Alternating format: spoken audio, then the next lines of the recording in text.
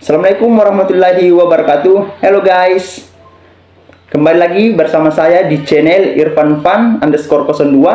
Pada pembahasan kali ini saya akan membahas tentang perseroan firma mata kuliah hukum bisnis.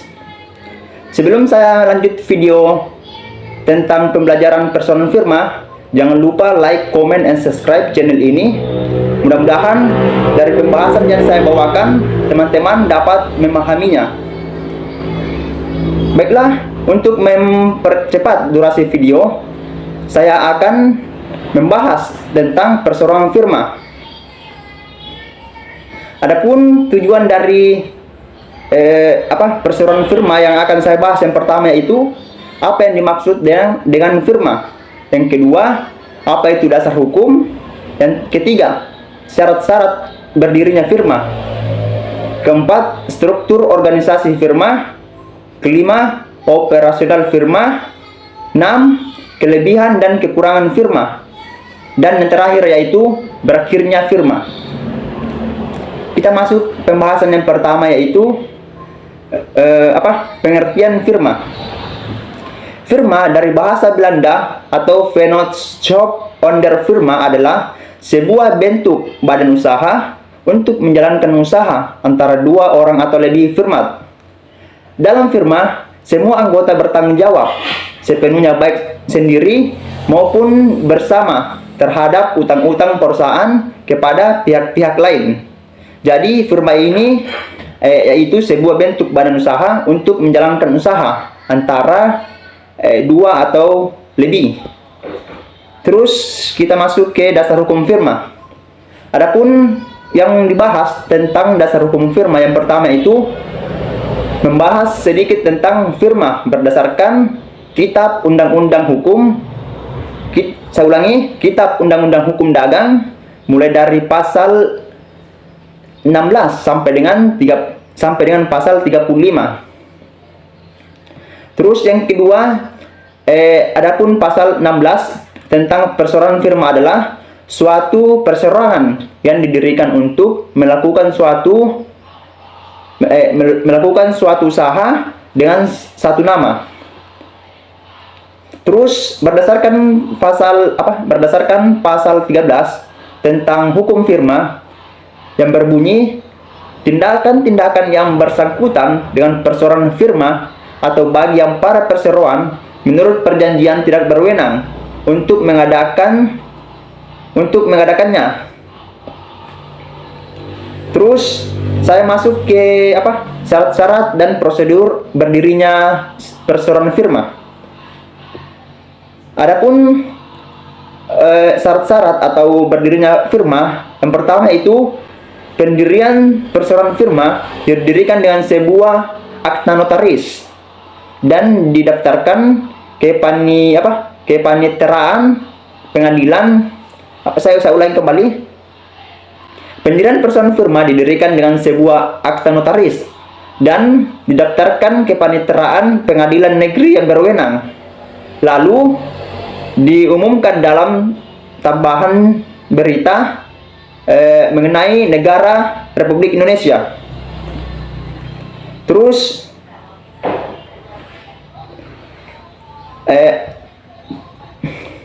Terus adapun contoh struktur organisasi firma nanti saya lampirkan di videonya.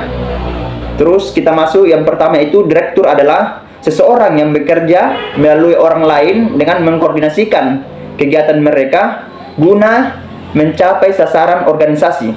Terus yang kedua yaitu manajer. Apa itu manajer? Adalah delegasi, tugasnya menerima dan mempelajari satu kasus yang diterima dari masyarakat guna untuk mencapai solusi yang terbaik. Sedangkan non-litigasi yaitu memiliki tugas dan fungsi sebagai pelayanan dalam masyarakat dalam proses administrasi dan prosedur pendaftaran dan proses badan hukum. Yang ketiga yaitu ada advokat atau pengacara. Adalah seseorang yang memegang izin beracara di pengadilan berdasarkan surat keputusan Menteri Kehakiman. Kita masuk ke materi selanjutnya, yaitu kegiatan operasional firma. Adapun pengertian kegiatan operasional firma adalah kegiatan inti dalam suatu bisnis ataupun organisasi untuk menghasilkan pendapatan serta untuk tetap harus menjalankan aktivitas bisnisnya. Dalam kegiatan operasional utama perusahaan adalah kegiatan inti atau fokus perusahaan di bidang tertentu yang bisa menghasilkan profit atau keuntungan. Adapun contohnya, yang pertama itu, jika perusahaan tersebut adalah perusahaan tekstil, maka kegiatan operasional utama perusahaannya adalah mengelola bahan mentah berupa benang menjadi bahan setengah jadi, yaitu kain. Terus materi selanjutnya itu kegiatan operasional firma. Yang pertama yaitu bagian marketing, melakukan promosi tentang keberadaan firma. Yang kedua yaitu calon klien calon klien datang ke kantor dan berkonsultasi dengan bagian front FIC mengenai hal yang bisa dibutuhkan. Yang ketiga yaitu ada bagian marketing, yaitu memberitahu kepada direktur, kemudian